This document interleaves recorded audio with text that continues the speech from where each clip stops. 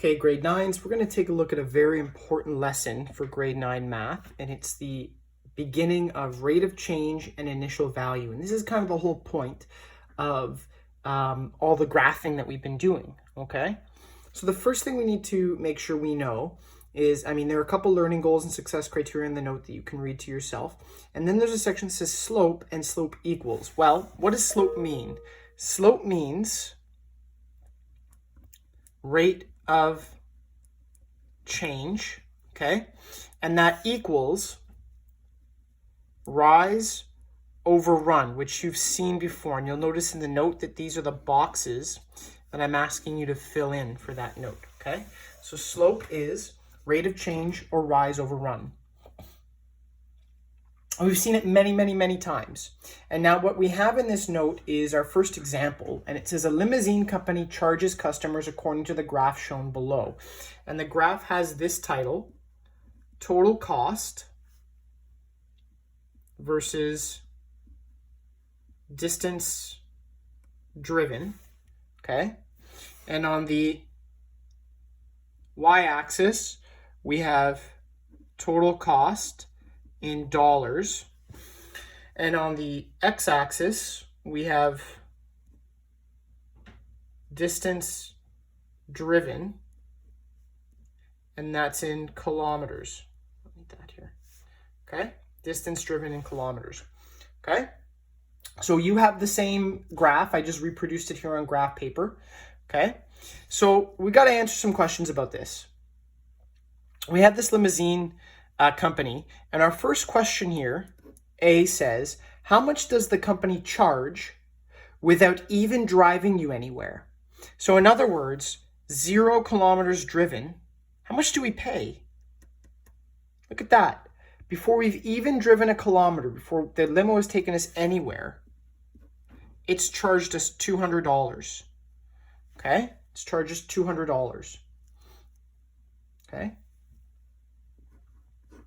B says, why do you think a company would charge you money if they haven't yet provided you with the service? Well, this isn't really so much a math question as it is a real life question. Why would the limo company charge you before they've even driven you? Okay, well, it could be for security. They want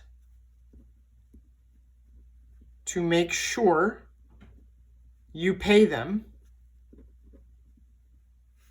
so they charge you a little bit ahead of time, and then they'll charge you the rest after, okay? Sometimes it's to cover fixed costs, okay? So before the company has even driven you, they had to buy the limousine, okay? So they have to pay for part of that limousine when they drive you places, and then they've got to charge for the gas and the time of the driver afterwards, okay? So sometimes it's to cover fixed costs, okay? Sometimes it's a deposit or insurance in case of damage, okay?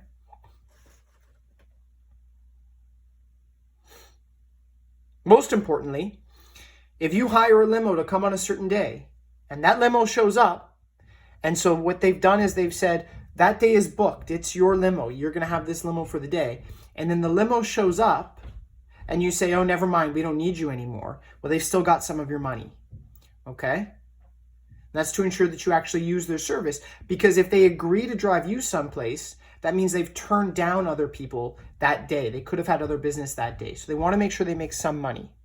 Okay. Now we'll go on to C. We'll say, what rate does the company charge per kilometer? In other words, what's the rate of change? Well, the rate of change is, of course, always rise over run. It's just slope. So we need to figure out slope here.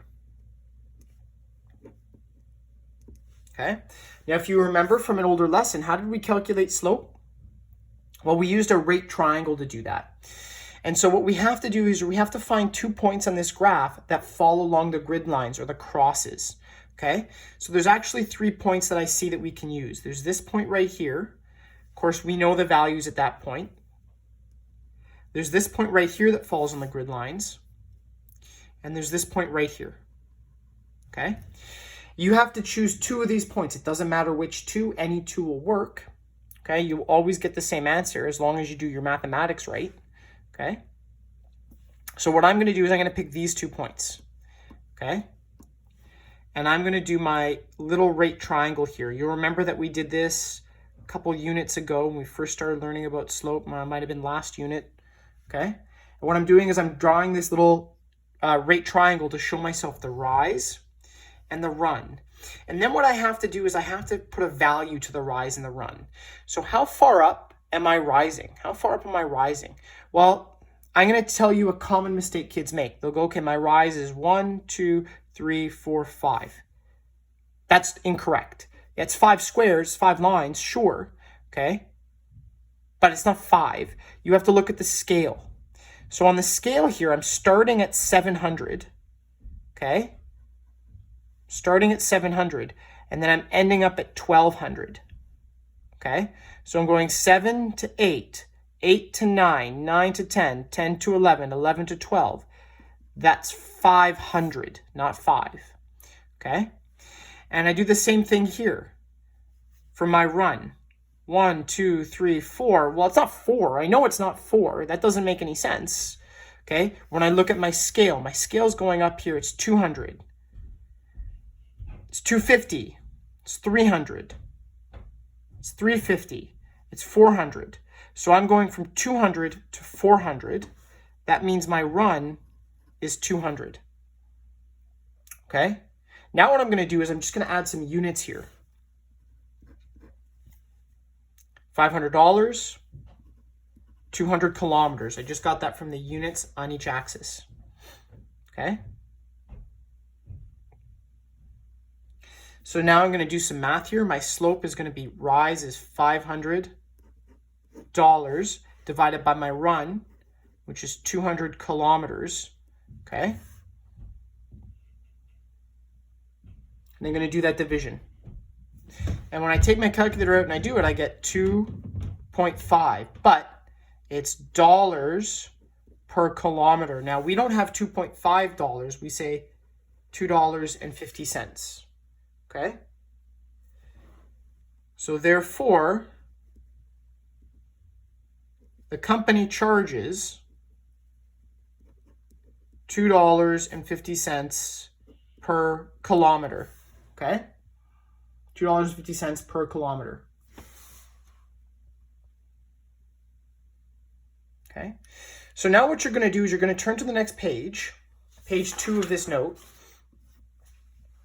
And it says, and I'm going to read this directly. It says, so listen to my voice here. With each linear graph, you can formulate an equation to represent it. And then it says this in a box. Equation of a line. Okay? So the equation of a line is always y equals mx plus b. And this is one of the most important things that we're going to learn in grade 9. And it's in that dotted box at the top of page 2. Okay? And any straight line on a graph can actually be represented using this equation. So what we're going to do is we're going to learn about this equation by taking a look at our limousine example, okay, and coming up with the equation for this specific example. Okay. So example 2 says, it says, from example 1, what would be the equation to represent the limo company? So we need to write an equation in this form, y equals mx plus b. But here's what you don't know yet. Here's what you don't know yet. M is always the slope or the rate of change. Okay? And b is the initial value. Okay? So if we go back to our original question for the limousine, what was our slope? And instead of writing slope, I'm going to write m. So if we go back here, we figured out slope or rate of change. They're interchangeable. They mean the same thing. Where's our slope here? Well, our slope is right here. That's our slope. See how we figured out slope? Well, instead of writing slope, we can just write the letter M and say slope is equal to 250 per kilometer. So for our M, we'll just write 2.5. Okay? And our B, our initial value. Well, our initial value is going to be in this case, the amount of money that we're charged before we drive a kilometer. So it's the Y value on the graph that we start at when the X value is 0. So how do we figure out what the initial value is? Well, we look at our graph and we say, okay, if X is 0, what's the Y value? And see, we used that point already when we answered A, okay? It's how much the company charges without even driving you anywhere. And on the graph, it's this point right here, and it's this Y value. So all we have to do is look at that number, 200, and we write that down, okay? Now what we do is we say, okay, I've got my M and I've got my B, all right? I've got my M and I've got my B. What do I do with it? Well, I plug it into this general equation. See how this equation has an M and a B in it? So all I do is I replace the M and the B with the appropriate numbers. So in this case, I'm going to say Y equals, and instead of writing M, what am I going to write? 2.5, okay? X, because there's an X right there. Plus, and instead of writing B, what number can I write? 200, because that's my B value, okay? So it's kind of like paint by numbers here. What numbers do I plug in as M and B? Okay, I've got to figure those out, okay?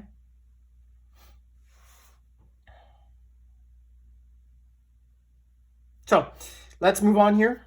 Next example. If you want to pause this, be my guest, but we're going to move forward.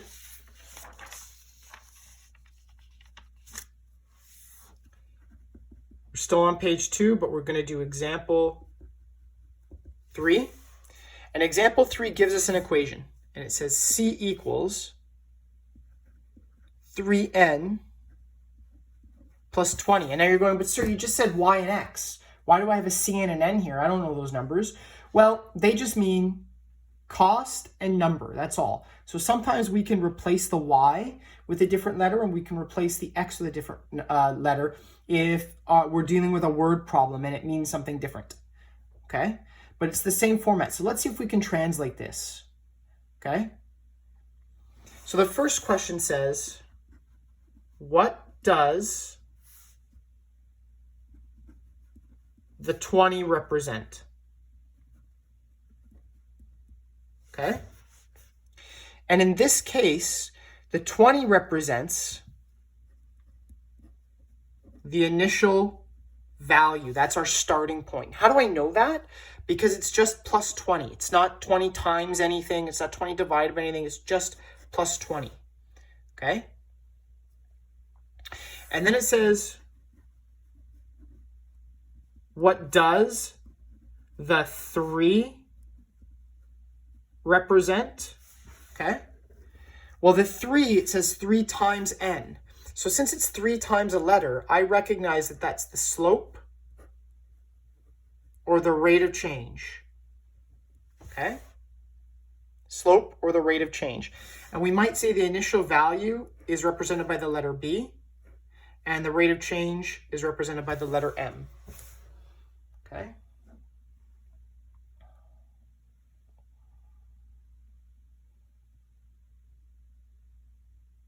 Okay, let's do example 4.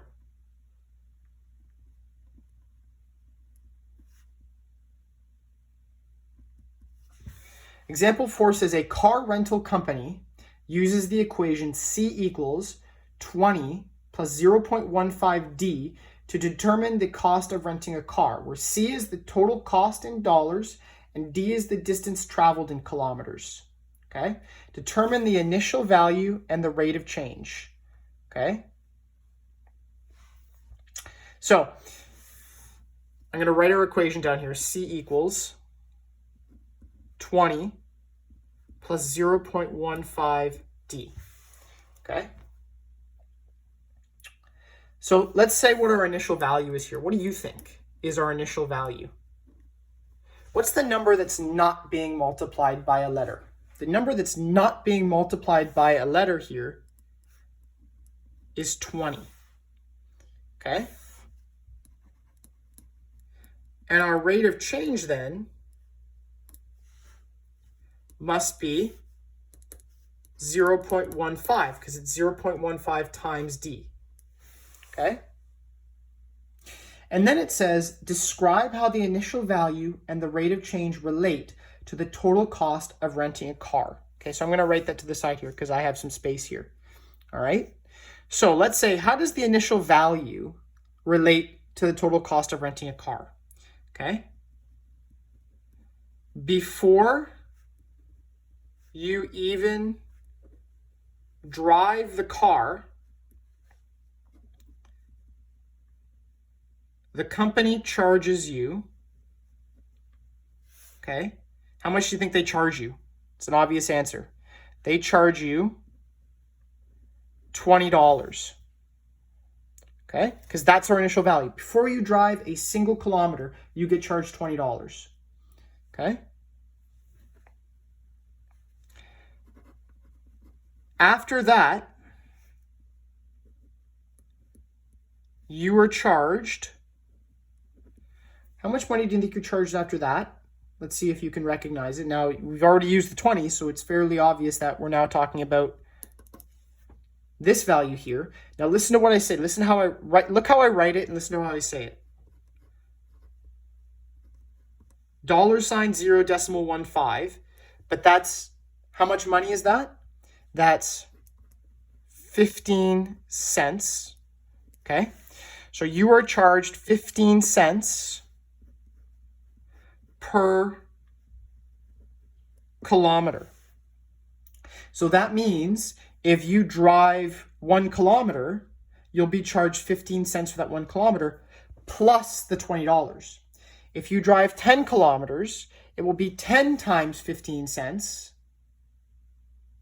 plus the $20, okay? And we're going to do more questions like that, so don't worry if it doesn't quite make sense yet, okay? Now let's do example 5 here.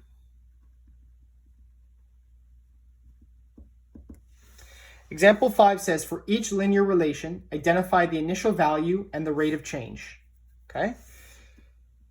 So for A, the equation is C equals 1.25 N plus 5.5. Now, my initial value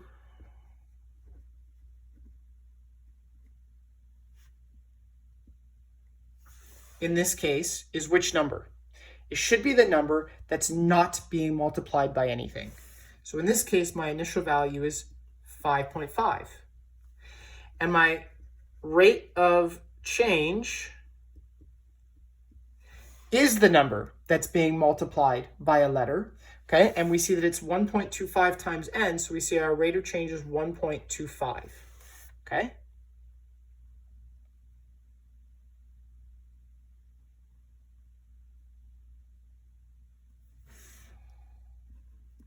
B, D equals -5 minus T, okay?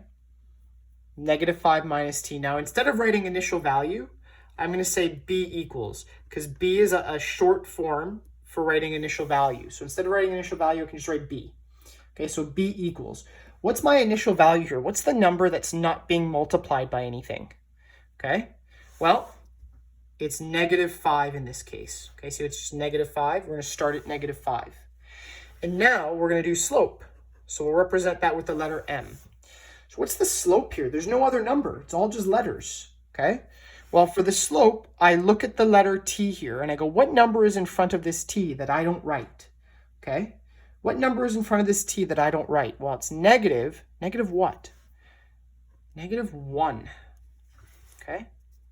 So my rate of change is -1, okay? I just don't write the 1, but there is a 1 there. And for C, we say y equals 2/3x. okay?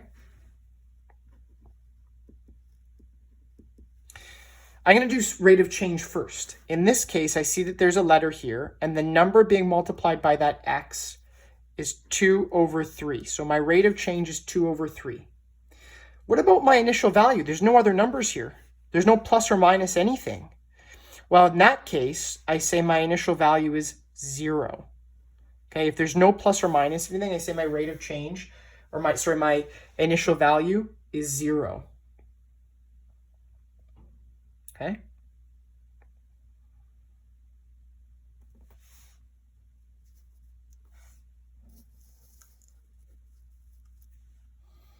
Now we'll move on to example 6.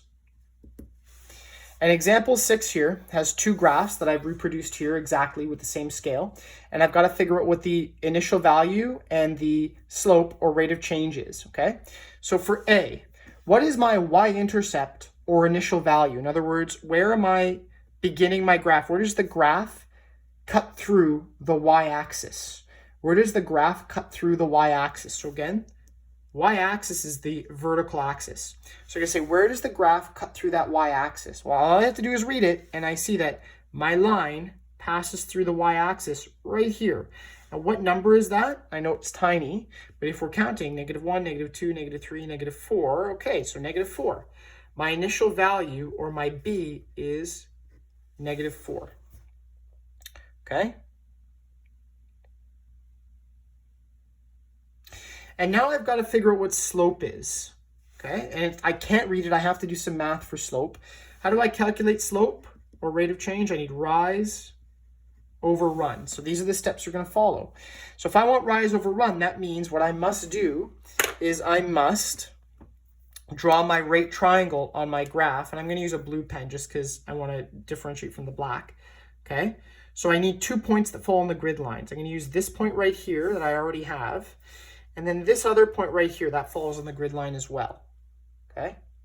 So now I have to show my rise and my run, okay? So how many points am I going up? 1, 2, 3, 4. So my rise is 4. And what's my run? 1, 2, 3. And my scale is by 1, so it's okay. All I have to do is count. My scale is by 1.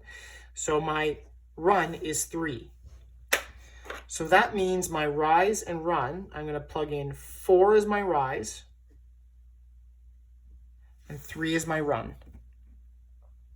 Okay? So now if I do 4 divided by 3, I'm going to get 1.33333, and it goes on. And I don't like that. When we're doing slope, it's really bad to have a decimal that repeats. So what I want to do is I want to keep it as a fraction. Okay, I want to keep it as a fraction.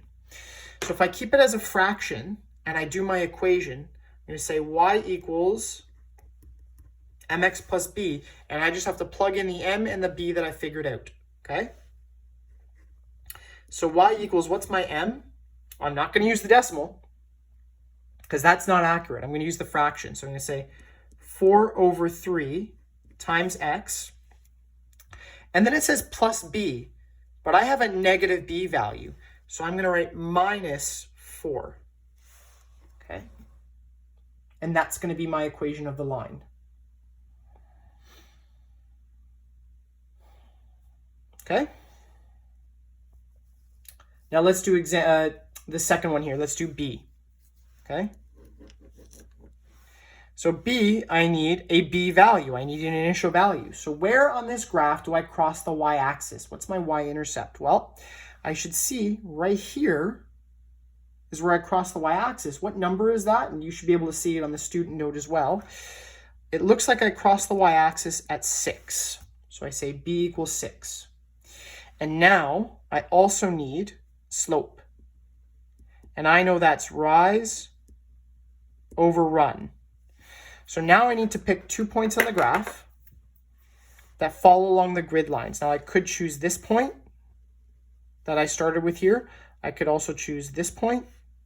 I could choose this point. So I have 3 points to choose from. I only need 2. Okay, so I'm going to use this point here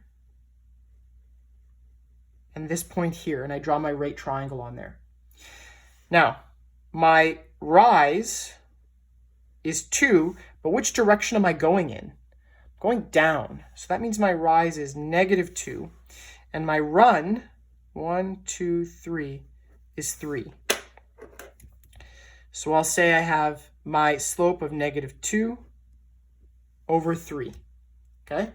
I could turn that into a decimal, but it would be a repeating decimal, so I don't want to. I don't even want to bother. I don't want a repeating decimal because it's not going to be helpful to me, okay? So now I have to take my information that I figured out here, and I've got to plug it into this equation, okay? So what's my m value? Well, my m value is a negative number. It's -2 over 3, okay? So -2 over 3x. And then what's my b value? It's 6, and that's positive, so I'll say +6, okay?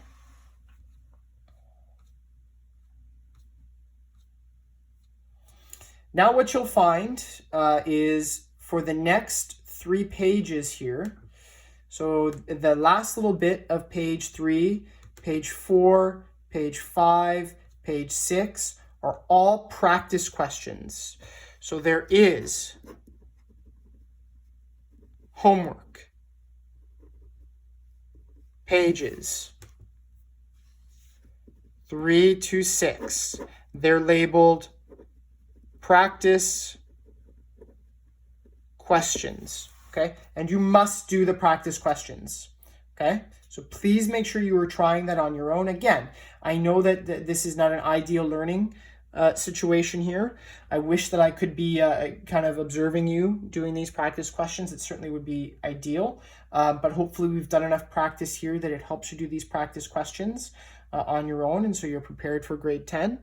But I urge you to do those independently. Until our next lesson, please make sure you're staying healthy and safe, and keep studying. Have a good day, guys. Bye-bye.